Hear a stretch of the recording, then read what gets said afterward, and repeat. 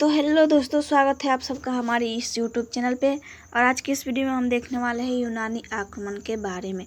तो पिछली वीडियो में हमने देखा था फारसी आक्रमण को, है ना, फारसी आक्रमण कहिए या फिर ईरानी आक्रमण को देखा था। तो नेक्स्ट देखेंगे हम क्या, तो आज हम देखेंगे यूनानी आक्रमण को, ठीक है। और हम देख रहे हैं जो मौर्य वंश की स्थापना से पूर्व भारत पर जो विदेशी आक्रमण हो रहे हैं उसी आक्रमणों को हम देखते आ रहे हैं, ठीक है। और इस आक्रमण को देखने के बाद हम देखेंगे क्या, मौर्य वंश की ओर चलेंगे। तो चलिए वीडियो को करते हैं स्टार्ट। वीडियो स्टार्ट करने से पहले बता दें कि यदि आप हमारे चैनल पर नए हैं तो चैनल को सब्सक्राइब करना बिल्कुल भी ना भूलें, ठीक है। चलिए करते हैं हम आज की वीडियो को स्टार्ट। तो हम देख रहे हैं यूनानी आक्रमण को। तो ईरान आक्रमण के बाद भारत पर दूसरा महत्वपूर्ण आक्रमण यूनानियों का हुआ, यानी कि ईरान आक्रमण हो जाने के बाद भारत पर सबसे बड़ा और महत्वपूर्ण आक्रमण हुआ। तो किसका हुआ? यूनानियों का हुआ, ईरानी आक्रमण के बाद, ठीक है। फारसी शासक डेरियस तृतीय को सिकंदर ने युद्ध में मार दिया और भारत देश पर अपना अधिकार कर लिया था। यानी कि फारसी शासक था जिसका नाम था क्या, डेरियस तृतीय। डेरियस तृतीय को सिकंदर ने क्या किया, सिकंदर ने मार दिया और भारत देश पर अपना अधिकार कर लिया था, ठीक है। तो सिकंदर के बारे में थोड़ा बहुत देख लेते हैं। तो जो सिकंदर जो था यूनान के राजा फिलिप द्वितीय का पुत्र था। किसका पुत्र था? तो फिलिप द्वितीय का पुत्र था कौन? सिकंदर। और सिकंदर के माता का नाम ओलंपिया, पिता का नाम फिलिप द्वितीय, ठीक है, क्लियर। तो नेक्स्ट देख लेते हैं। नेक्स्ट है, सिकंदर का मूल नाम अलेक्जेंडर मैसेडोनियन था। यानी कि सिकंदर का जो मूल नाम है, यानी कि मूल नाम जो है, ठीक है, वो अलेक्जेंडर मैसेडोनियन था। अलेक्जेंडर मैसेडोनियन था। इसका जो जन्म हुआ सिकंदर का, वो जन्म हुआ मैसेडोनिया में, ठीक है। कहाँ हुआ? तो मैसेडोनिया में सिकंदर का जन्म हुआ। कब हुआ? तो 356 ईसा पूर्व में। 356 ईसा पूर्व में सिकंदर का जन्म कहाँ हुआ? मैसेडोनिया में, ठीक है। इसकी पत्नी का नाम जो है, इसका पत्नी जो है वो रुखसाना, ठीक है। यहाँ पे मिस्टेक हो गया थोड़ा बहुत, ठीक है। इसकी पत्नी रुखसाना, ये रेक्सेना इसको बोलते हैं, ठीक है।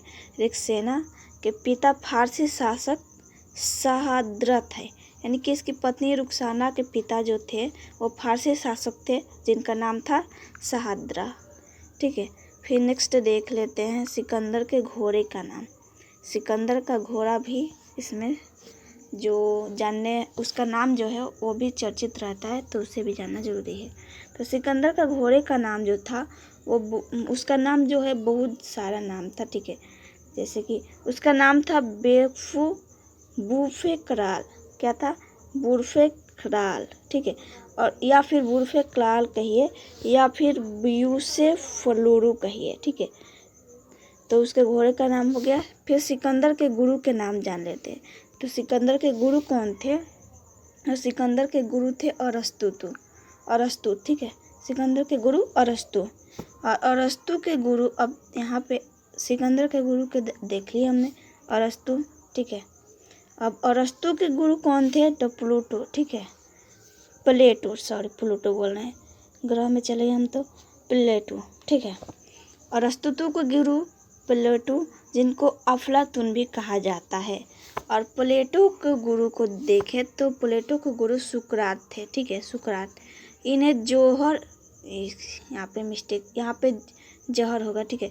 इन्हें जहर का प्याला देकर मार दिया गया था। यानी कि प्लेटो को जो है जहर देकर मार दिया गया था। फिर नेक्स्ट देख लेते हैं। तो नेक्स्ट जो है वो है, भारत में सिकंदर का सबसे पहले सामना तक्षशिला के राजकुमार आम्बिक से हुआ था। वहाँ के राजा आम्बिक ने सिकंदर की अधीनता स्वीकार कर ली, ठीक है। यानी कि भारत में जब सिकंदर आया तो सबसे पहले उसका सामना किससे हुआ? तो तक्षशिला के राजकुमार आम्बिक, ठीक है। तक्षशिला के राजकुमार थे आम्बिक। और तक्षशिला उस समय जो राजधानी थी गंधार की, ठीक है, वहाँ पे इन्होंने, यानी कि आम्बिक से सामना हुआ सिकंदर का सबसे पहले, ठीक है, इतना।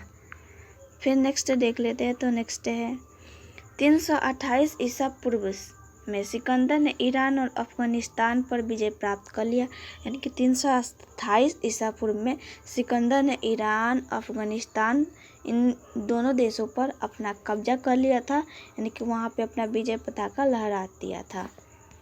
पंजाब के राजा पोरस और सिकंदर के बीच झेलम नदी के तट पर युद्ध हुआ था। यानी कि कहाँ हुआ था? तो पंजाब के राजा पोरस से सिकंदर का युद्ध हुआ था। कहाँ पे? तो झेलम नदी के तट पर। ठीक है, कौन सी नदी? तो झेलम नदी के तट पर।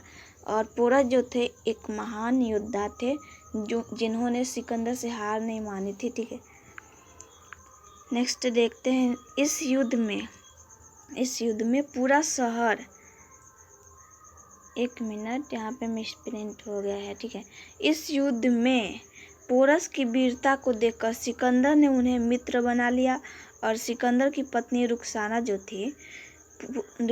थी वो पोरस से, यहाँ पे पुरुष हो गया है, पोरस की कलाई पर राखी बांधी थी।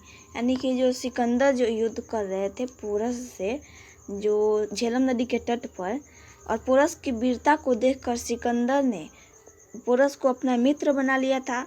और इसकी पत्नी जो थी, सिकंदर की पत्नी रुखसाना या रुखसाना बोलते हैं उसको। ठीक है, उन्होंने पोरस की कलाई पर राखी बांधी थी।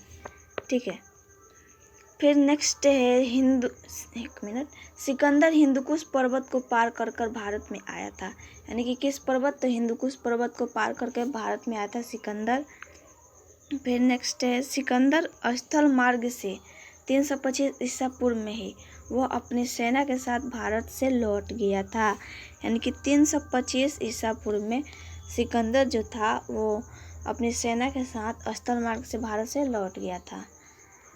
फिर सिकंदर ने भारत में 19 वर्ष तक रहा था। यानी कि कितने वर्ष तक रहा था भारत में सिकंदर? तो 19 वर्षों तक।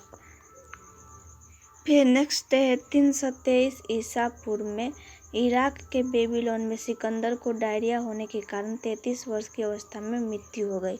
यानी कि जो इराक का बेबीलोन है वहाँ पे सिकंदर की मृत्यु हो जाती है। किस कारण? तो डायरिया होने के कारण। और उस समय सिकंदर का जो ये क्या बोलते हैं, हाँ, उम्र जो था, हाँ, उम्र वो 33 साल का था। ठीक है, तो इस वीडियो में इतना ही, बाकी मिलते हैं अगले वीडियो में। तो चलिए नेक्स्ट वीडियो में मिलते हैं। वीडियो अच्छी लगी तो लाइक शेयर सब्सक्राइब करना ना भूलें। चलिए मिलते हैं नेक्स्ट वीडियो में।